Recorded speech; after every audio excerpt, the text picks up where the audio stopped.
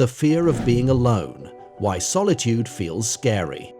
Imagine you wake up one day and there's no one left in the world. No calls, no texts, no background chatter in a coffee shop, just you, alone. How long before the silence becomes deafening? How long before your own mind turns against you?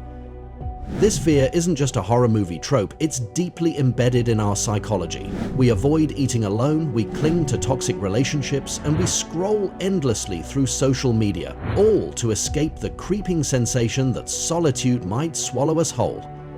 But why is being alone so terrifying? Let's break it down. The evolutionary fear of isolation. Our fear of being alone isn't just emotional, it's biological. For our ancestors, being isolated from the tribe meant certain death. A lone human was easy prey for predators, had no one to help in times of danger, and had less access to food and shelter. Over time, our brains evolved to associate solitude with threat and danger. Think of Chuck Noland in Castaway. Stranded on an island, he nearly loses his mind, to the point of forming an emotional bond with a volleyball. That's not just desperation, it's survival instinct. His brain craves human connection because, biologically, his survival depends on it. Even today, our fear of being alone triggers similar stress responses in the brain. Studies show that chronic loneliness can increase cortisol, the stress hormone, and even weaken the immune system. Our minds treat loneliness like a physical wound, something that must be healed. But here's the paradox. The more we fear being alone, the more power it has over us. Why we stay in bad relationships. Ever heard someone say, "I'd rather be in a bad relationship than be alone"? That's because, for many, the fear of solitude outweighs the pain of being unhappy.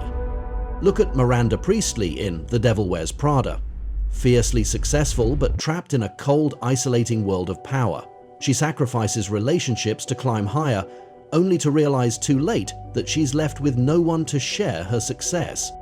We often convince ourselves that any relationship, romantic, friendship, or professional, is better than none at all.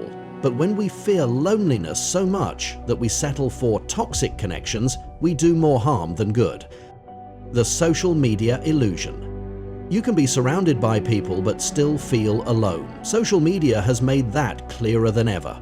We collect likes and followers as if they can fill the void of real connection. But in reality, these digital interactions often amplify our loneliness rather than relieve it.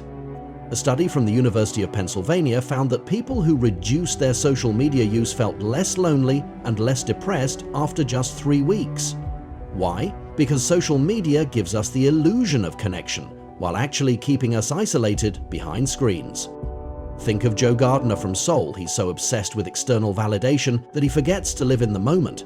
His journey teaches us that fulfillment isn't found in the noise of others, but in appreciating our own company. How to stop running from solitude. The truth is, solitude isn't the enemy, our fear of it is. When we embrace being alone, we take back control. Reframe solitude as self-discovery. Many great thinkers, from Nietzsche to Steve Jobs, found their best ideas in solitude. What if being alone wasn't a punishment, but a superpower? Differentiate between loneliness and solitude. Loneliness is the pain of isolation, but solitude is the joy of self-reflection. Start small. Try going to a movie alone, taking a solo trip, or even just sitting in silence for a few minutes a day. If it feels uncomfortable, that means you're growing. Look at Rapunzel in Tangled. She feared leaving her tower, thinking she needed the outside world to define her. But once she embraced her independence, she found strength she never knew she had. Final thoughts. So, what happens when we stop running from solitude? We learn that being alone doesn't have to mean being lonely.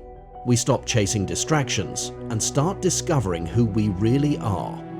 The fear of being alone isn't about the absence of others, it's about the fear of facing ourselves. But maybe, just maybe, that's exactly what we need. Are you brave enough to sit with yourself